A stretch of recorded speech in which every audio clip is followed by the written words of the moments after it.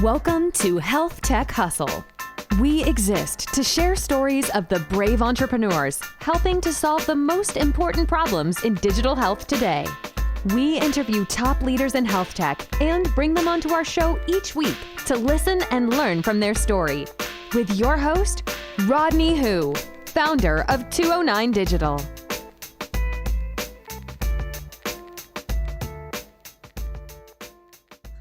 Hello and welcome to a special episode of the HealthTech Hustle podcast. Today I'm joined by a special guest, Dr. Ismail Sayeed.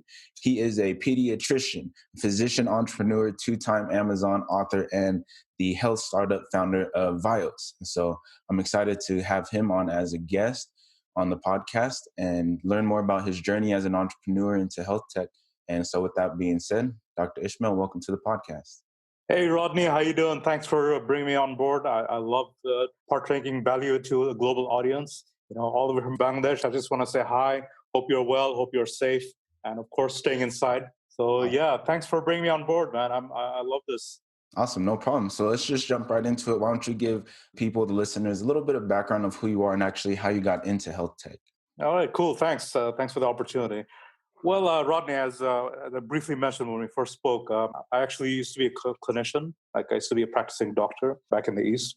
I finished med school, and why I go to med school? That's the main question. Basically, both my parents were doctors, so it's sort of like a cultural thing, like an East Asian thing. Like if I'm a doctor, my son has to be a doctor. So there you go. So it wasn't bad. I kind of liked it. I thought healthcare is really interesting. The health system is like a really valuable concept for the humanity.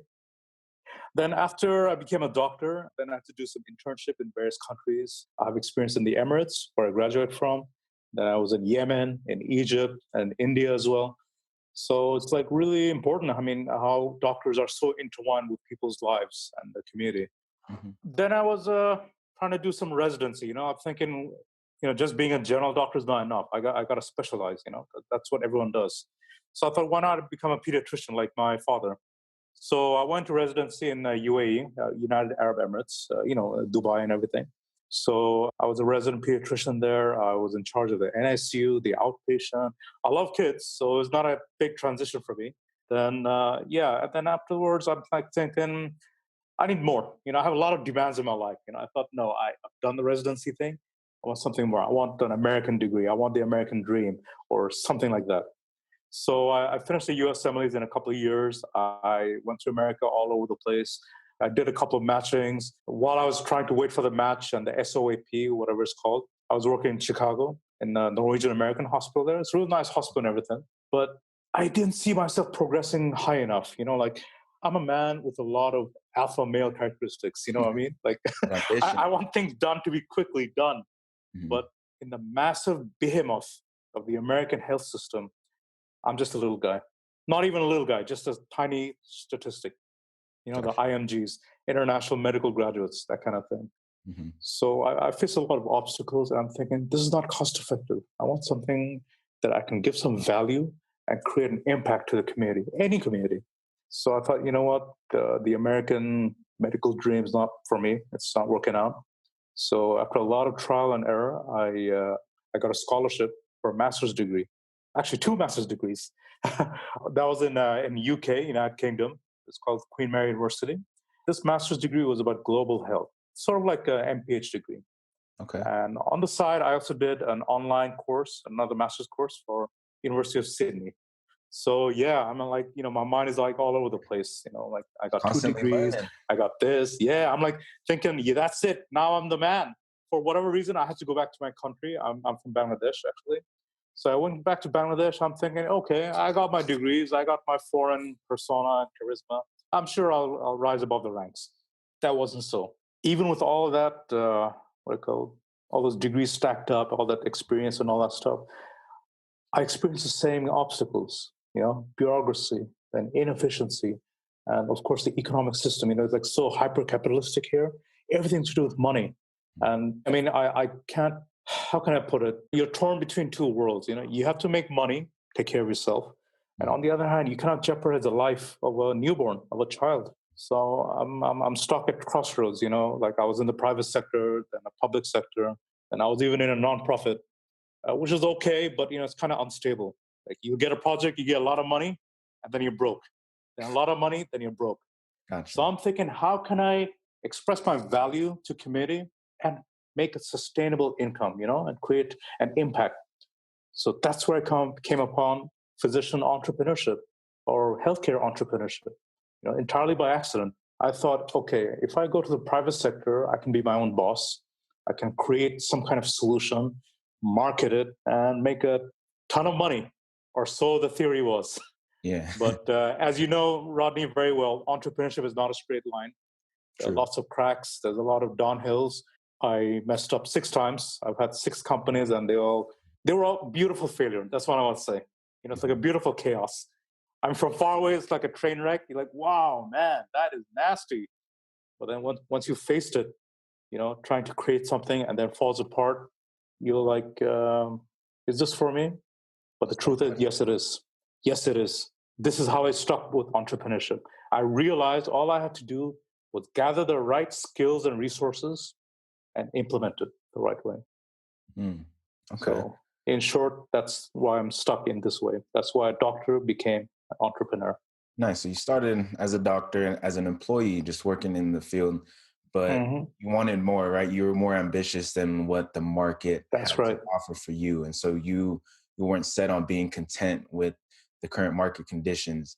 And as a doctor, as someone in the field, you started identifying problems and not seeing solutions to those problems, which ultimately is what tipped you over into taking that leap, taking that risk of being an entrepreneur. And so can you kind of speak on what you saw in the healthcare or the health tech industry from the doctor's point of view that made you want to become the entrepreneur and create ViOS and start doing what you're doing in the market?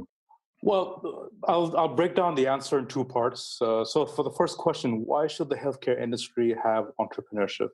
Well, basically, the health system is in tatters. It's in shambles. The coronavirus epidemic showed us all the faults, in terms of the quality, the value, the access, the supply chain, and even the benefit to the end user.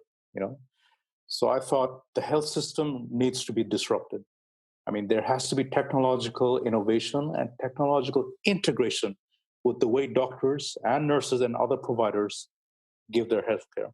So I realized there's a lot of technological illiteracy amongst providers and administrators. I realized that, because our culture goes back to hundreds of years, modern medicine and stuff like that. So I figured they're naturally anti-disruptive. So I thought the best way to change a system is from somebody from within. A doctor can have the right authority to tell people, I have a better way. So I thought, okay, that's what I have to do. I have to disrupt the healthcare system. The reason why I chose health tech or technology-enabled health solutions, basically I realized that, and from a Bangladesh point of view, I'm sure in America, so, you guys are like 30 years ahead of us. Basically, the middle class was rising really fast. Okay, so the thing with the middle class consumer behavior is like everybody has smartphones, Android devices and iPhones.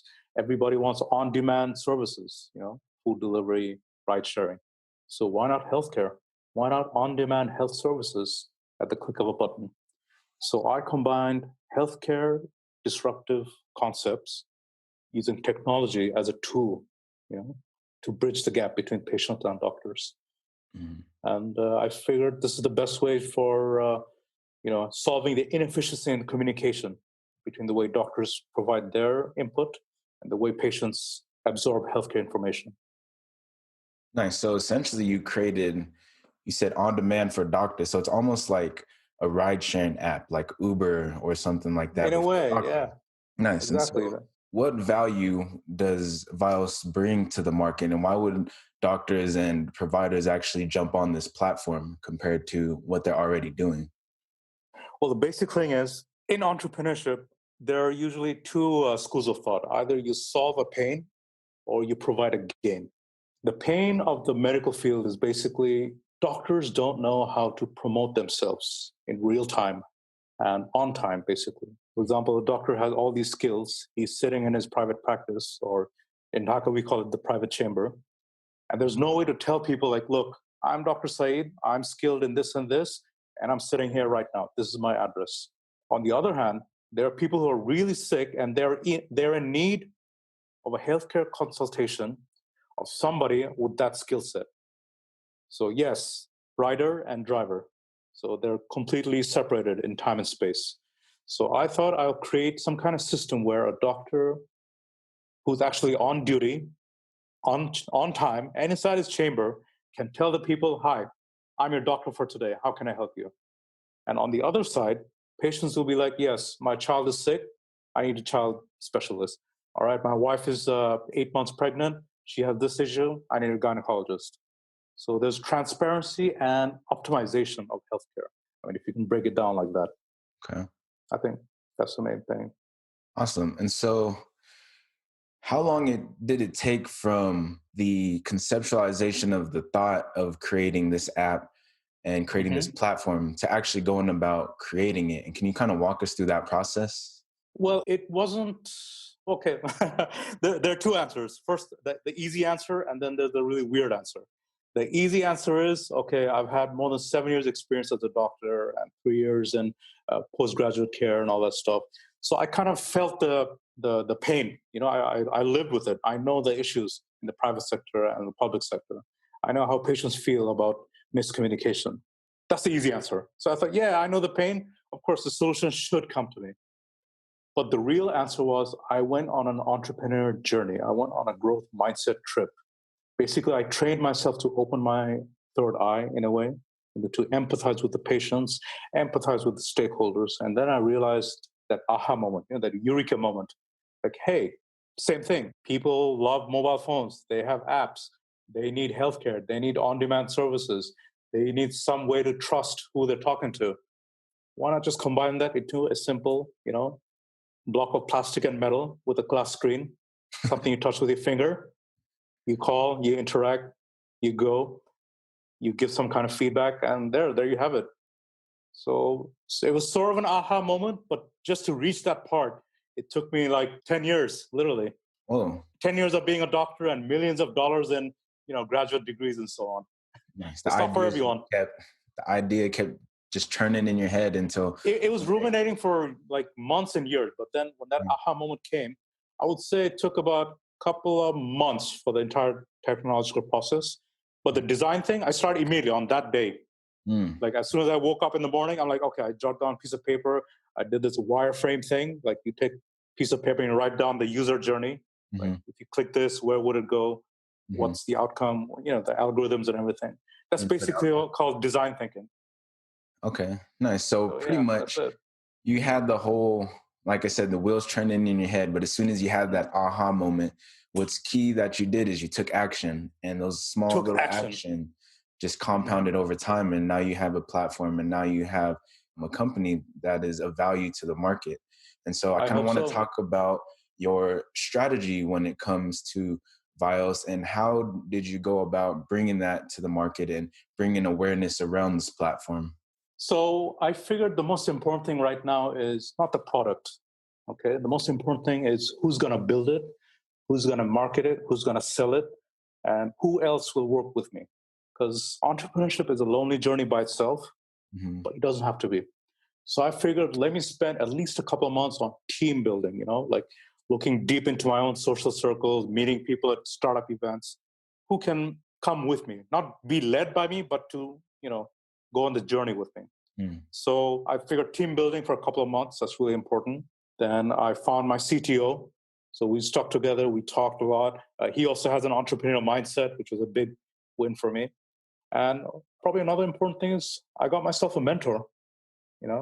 I made all these mistakes in the past years because I was repeating the same, narrative, me. But my mentor told me, it's not about you. You got to think of your stakeholders. So I thought of the user journey, the user experience. I taught myself a little bit of coding. I taught myself about brand strategy, about providing value to the people first, and then, charge them for it, that sort of thing. Okay. And so you mentioned team and bringing in all these different people, but how do you go about finding them? Is it just people that you're already in your network, or are you going out and posting jobs, or how are you connecting with these like-minded individuals? It's good you mentioned about the posting jobs part. of course, since it was a tech idea, I needed a tech co-founder, right?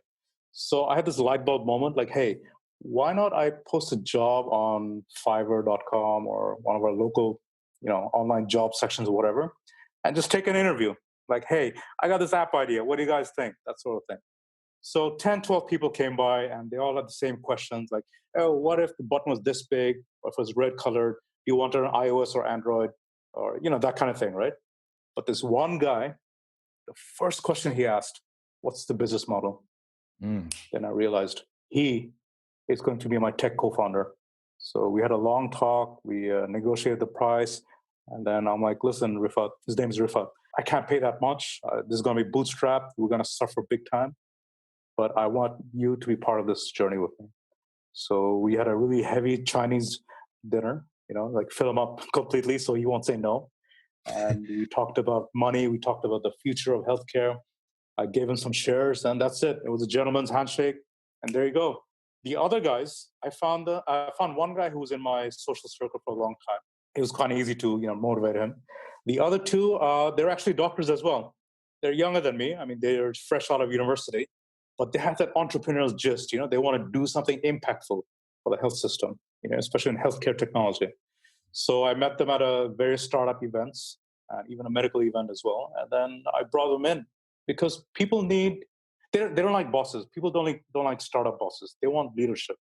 So I believe while I was on my journey, I was also evolving as sort of their guidance counselor, sort of their leader, sort of their big brother. I mean, the CEO role, of course, is there. But I think if you want to be really impactful to your own team, you got to be more than family to them. I believe that's what I've been doing. Awesome. So not just being the founder and the visionary, but the actual leader who comes up with the ideas and gives people the direction like, hey, we got to go that way. Execute. And finding people to help complement you on that journey to help get you in that direction. And so, amen to that. Awesome. So when you're telling the story about how you went and found your developer, like one thing that really stuck out to me is that like when you're finding a developer, they get really into the micro on all the they're very meta.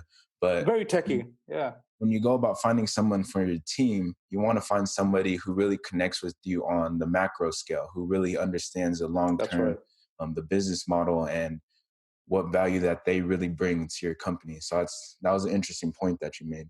If I just interject a little bit, my mentor taught me three things, many things, but he taught me about the 3 M's of business: mindset, marketing, monetization. You got to have these 3 to make an impact. Awesome. And so as an entrepreneur, you're familiar with the healthcare side and you realize that's your strength, but then your weakness was obviously the tech side. And so correct, you had to go find somebody on the technology side to partner up with. Now, did one of you guys have more business experience than the other, or is business a category that you had to go out and search for as well? Well, the thing is, my CTO, he's also a bit of a serial entrepreneur. He's had various different ventures, in events management. I think he has a leather factory somewhere. I mean, he's in various fields. Actually, he's more entrepreneur than I am. He started at a really young age. He has his own IT firm. So he has various successes and failures of different industries. And I came from various industries as well. So it's all about complementary skills and complementary experiences, because that's what you need, actually. I mean, it's not like, okay, I'm more experienced than you are. It's not like that. It's like, I can bring this to the table. Let's discuss. Awesome. So how many people do you actually have on your team right now? 5 of us. 5? Okay, nice. Me, my CTO, 2 doctors, and a sales guy. Awesome. And so kind of talked about your strategy of how you went about conceptualizing the idea, bringing it to market, putting the right team together. Are there any tools that you leverage to help with your marketing or sales and just getting your image out there online, or just what sort of tools are you using? Well, Rodney, I got to tell you something. I mean, this is more valid now than ever before. The future is now digital. Everything has to have a digital footprint. Everything is about social media presence, online presence. Everything is about using what you have in your hand on your mobile phone. So I realized that in order to sell something, I have to give the people reason why am I selling and why you should buy from me. So I spent about 7 to 8 months only on a branding strategy, maturing the population, creating a early user database, like the early adopters, basically. I created such a strong demand even before there was a product. But that itself was a branding journey. I started giving out vlogs, regular vlogs on my Facebook and YouTube channels. I wrote out LinkedIn articles. Oh, by the way, I even wrote out a book. I got to give you a copy. Oh yeah, send it Yeah, over. I wrote my own book. Yeah, I will. I'll send it to your viewers and readers as well. I'll send them the link. So Awesome. that's what it is. It's about providing value before you start any strategy. Okay. You know what I mean? Because there has to be a way that people have to trust you. I mean, they're going to ask questions like, why is the doctor doing business? It's going to be a huge question mark, Why is a Bangladeshi doctor creating this type of business? And is it only for Bangladesh or for other countries? That sort of questions. The best thing is answer those questions on day one. Who are you? What are you? Why are you doing it? And what kind of impact do you aim for? Awesome. Man, that's a good thing to think about. And so you have this strategy. You spent months on trying to brand your company, your image, and getting that out to the market. But what sort of content were you creating and how were you able to communicate with your target audience? And who are the people that you wanted to reach? Well, of course, like I said, everything was on digital except for my book. And the book is online and offline. I created vlog content to teach people about certain things like healthcare tips. I taught doctors how to attain financial freedom, how to have greater career autonomy. And I gave out tips on how the private sector can partner up with the public sector to create meaningful impact. Then I created articles on why the health system needs to be upgraded. Why should the government spend at least another 1% just to increase the healthcare capacity? I mean, I had a lot of knowledge from my university degrees. I thought, hey, why not just monetize those? Why not just create a kind of content that's easily digestible for everyone? So, like I said, blogs, articles, videos, webinars, these are the best strategy, and they're the most cost-effective branding strategies. And like I said, Facebook marketing, LinkedIn marketing, Instagram, whatever. I mean, these are some really important skills that people should know, especially founders.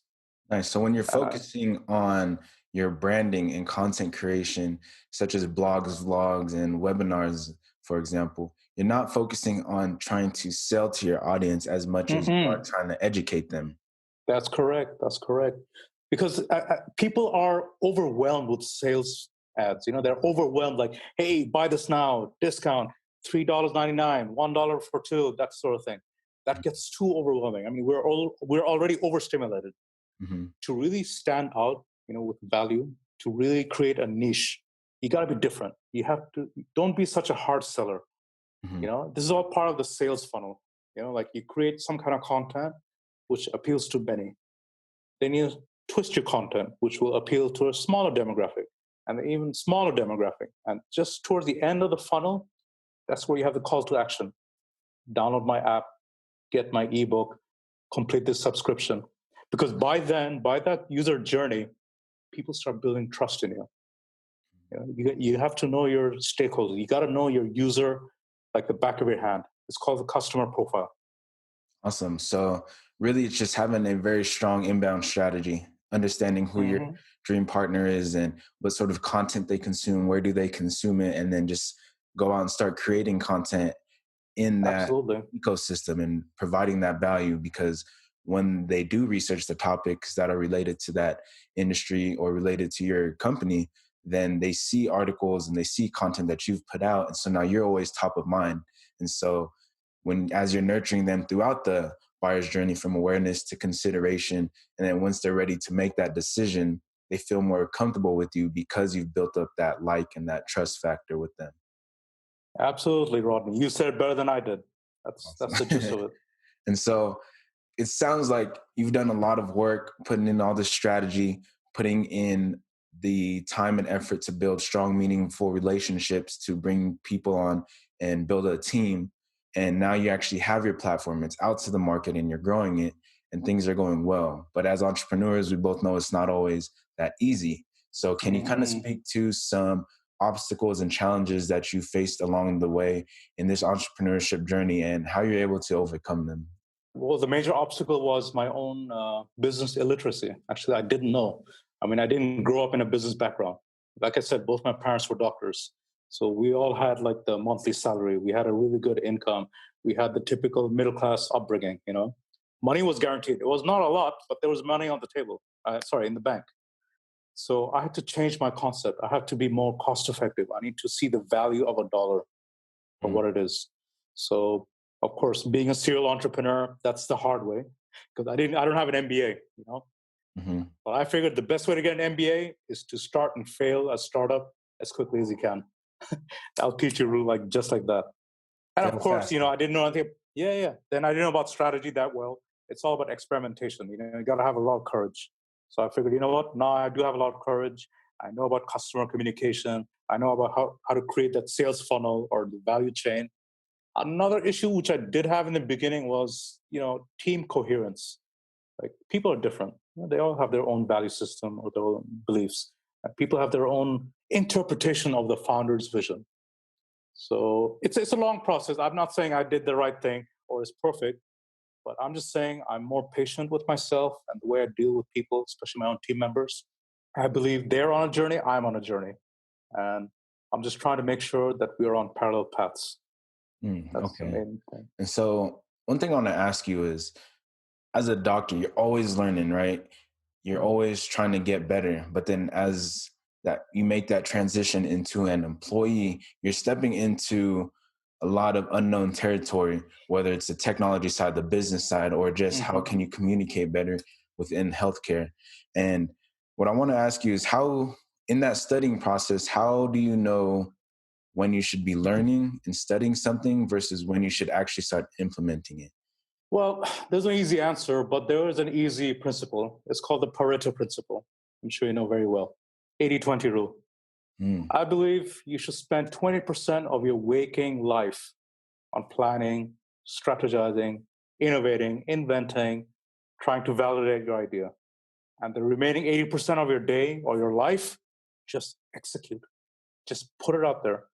Because the best judge of character or the best judge of your ideas caliber is the market. What does the market think of your idea? How much are they willing to pay? That's how you know you're on the right track. It's about overthinking. Many people, they're obsessed, like, oh my God, what will people think? What should be the color? How should I package it? When you're obsessed with overthinking, you don't act, and it just ruminates in your brain, and you just, you get old and fat, really. And you just have a life of regret, like, dang, why didn't I do it? Why didn't I do it sooner? Because the entrepreneur journey is on a small window, and it gets smaller and smaller per second. So you really just act on it.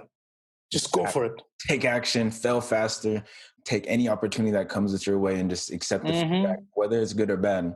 Whatever. Like this podcast. I don't know you. You don't know me. But I'm glad to be here because I believe both of us are trying to create value to people we've never met. But we know deep in our hearts that we are creating value. And some way down the line, we're going to get our paycheck. A big paycheck. But first, we got to hustle. That's why the name of the podcast, HealthTech Hustle. It's all about the journey, right? You got to trust the process and enjoy the journey. And you got that. What sort of advice would you give to other, whether they're physician entrepreneurs or technologist entrepreneurs trying to get into healthcare? What sort of advice would you give them? Oh my God, it's so long. I mean, where should I start? Hey, you got to get my book. Read my book on Amazon. No, I'm just kidding. I'll just give you download it below. Exactly. I believe the number one thing is you got to invest in creating a proper growth mindset. You know, the ability to open your mind to some other possibility. Your actions have consequences and has value. And of course, you should get a mentor, preferably someone of that industry. If you can find another physician entrepreneur, amazing. But the best thing is just find any mentor, someone who's been on that path, who has failed and is willing to teach you. So you got to be ready to be taught, and you got to find a teacher. And if most likely those mentors have a small inner circle of like high value individuals, join them. They'll just keep bringing you up. Absolutely. I guarantee. And whatever industry you're trying to disrupt, you know, that's a big trend. you have to be there for at least 5 to 8 years. I mean, you got to be an expert of that industry, either in the medical field or the biomedical field or the biotechnology field. You have to have at least 8 years of experience because you got to know the entire cycle of interactions, communication, internal politics. Because remember, I told you got to know the pain of your customer. How will you know that if you've never been in that industry? And from a practical point of view, I think this is the easiest thing to do, especially nowadays because of the lockdown. Learn digital marketing. It's so important. I mean, you got to learn how to professionally brand yourself on social media. And like I said, public speaking, talking to people you've never met, either one-to-one or one-to-many. You got to learn how to communicate your values. Of course, back in the day, I used to attend a lot of events, business events, startup events. Some were free, but I got the best value from the paid ones. But from a mental perspective, you need to be obsessed with the inequality of your population. Why are they suffering? Why is this pain affecting them? That's like practical empathy. And you got to find a solution. You can obsess with the problem to an extent. Then you got to find out, okay, what would the solution look like? How can it be built? Will it be an app? Will it be a product? Will it be a service? Will it be even a teaching material? Just make something functional and just set it out to the market. Remember, you said the same thing. You got to plan briefly, execute immediately. Super immediately, get all that harsh market feedback, and then repeat the process again and again until you get that good fit, the product market fit. It's a process. Just go for it. Scientific method, really. Just having a hypothesis and then just testing it over and over until you can prove whether it's true or false. It's evolution right there. Awesome. So, wow, that was some very deep insights, man.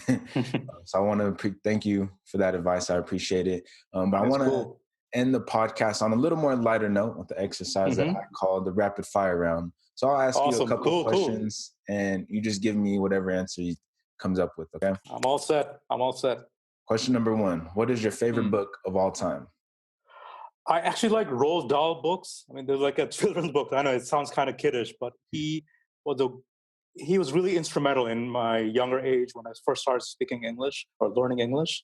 So any of the Roald Dahl books, I'm like, if I find any, I'm going to read them all over again. The BFG. They made that. BFG, then SEO Trot, the enormous crocodile. Awesome. And so people my age, they would probably know. Who is the most influential person in your life and career? From a life perspective, I would say my late father. He was like a close friend of mine. He left a really strong impression on me. Career perspective, of course, I want to give a shout out to my business mentor, Mr. Hemi Hussain. He's from Australia. So he was really instrumental in helping me get that growth mindset. Shout out, Mr. Hussain. What is one goal that you want to accomplish this year? Traction. I need more users, Rodney. Now more than ever. I need more doctors on board. I need more patients. I got to get that critical mass going right now. That's what I want. Got you. And last one, what advice would you give to your 20-year-old self? 20-year-old self. Oh my God, that's like a decade and a half ago. I just showed you my age. Probably the most important thing, from a doctor's point of view, you got to lose weight, man. I'm overweight right now, and it's like really a big obstacle in my own healthcare. If I lost weight back when I'm in my 20s, I would have been more energetic and more, robust, I guess. And I think the most important thing is stop hanging out with losers. Really, it starts then. It starts at the age of 15, 20. If you don't get a high-functioning group of friends, it's very hard to leave that loser mentality, because you got to be surrounded with people who respect you, because that respect will go to others. Like I actually regret not giving my father the respect he deserved, and now he's not here. So I believe whoever's listening or watching this, change yourself before you change any industry. Disrupt yourself. Awesome. It starts from within. Yes. Surround yourself with people you want to become like. Awesome. So I think that's a great way to actually end the podcast. Dr. Ismail, I really want to thank you for jumping on and just talking about the importance of just being knowledgeable in the healthcare industry and having that growth mindset to really become a leader if you really want to disrupt the market and disrupt this whole community. and just how you went about your strategy, your team, the tools that you put together to conceptualize an idea, turn it into a product, a platform, and offer your solution out to the world. And just understanding your thought process and the mindset that you need to have in order to go on this journey. It's really insightful. It's very valuable for me. I definitely learned a lot. So I just want to say thank you for hopping on. Thank you, Rodney. It's a great pleasure on my end as well. It's really great to create such an impact to people. And I want to thank you again for this communication platform. I mean, the coronavirus has disrupted so much in business and in life. But I believe this podcast and this webinar, or even any other channel that you want to use, I say go for it. There are many people like us, actually. There are a lot of physician entrepreneurs out there. And I'm glad I met you. Awesome. Likewise. So last thing before we go, is there anything that you want to share, your website, social media? Where can people find you and learn more about ViOS? Well, my Facebook kind of cramped right now. I get like 5,000 friends every day. Awesome. I knock off 100 and another 100 come in. Celebrity, hashtag. I think the best way is you can read my book. I think that's more important. You know what I'm saying? That'll have a direct link with my mindset, I believe. So I think maybe if I can just type down here and you can like type it in somewhere. Yeah, I'll leave a link in the show notes when I post it. Oh, okay. Cool. Yeah. So you can have a look at that later on. Yeah. Basically, I'll just tell you guys, just go to viosapp.com/free book. VIOSAPP.com free book. And help yourself to my my mind, literally. My mind written on a piece of book, on a book. Awesome. That's the best thing. All right. Well, just Google me. Man. Oh, yeah. Google. That's how you find everybody. There you go. If I'm not on page one, I'm not doing it well. All right. Well, that concludes today's episode. Thanks for joining us. Thank you. Thanks for listening to today's episode of HealthTech Hustle with Rodney Hu, founder of 209 Digital. Tune in next week for another interview with an expert leader in digital health.